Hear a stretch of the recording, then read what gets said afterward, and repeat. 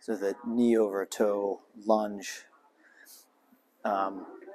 is a variation of a lunge where we're going to be focusing on just loading the knee into end range flexion.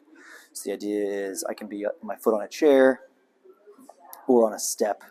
I'm just using the step as modification. So my main goal is getting my knee over my toe and loading into this leg, into some deep flexion here. So the goal should be to drive the knee forward, increasing that flexion angle. Then I'm going to push off with this foot to drive me back. So my quad is controlling my depth down, and that's also having to make that transition from down to up. And I'm just able to do this in tolerable depths. This is really working on my tolerance towards loaded knee flexion. I can get lower and sink down into that with more weight through my foot.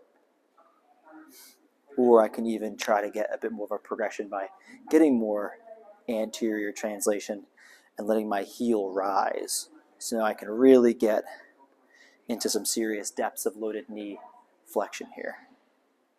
Progression would just be to get lower and lower. I'm at the stairs, I can just go from fourth or a third step to second step. But the lower I go towards the ground, the more pressure I'll be putting into the ground. So now not only am I getting force from the wrapping affecting compression of my knee from it bending, but I'd also be getting the load similar to that of like a squat or a lunge. So it's just how we expose that stress to this knee in a much more controlled environment.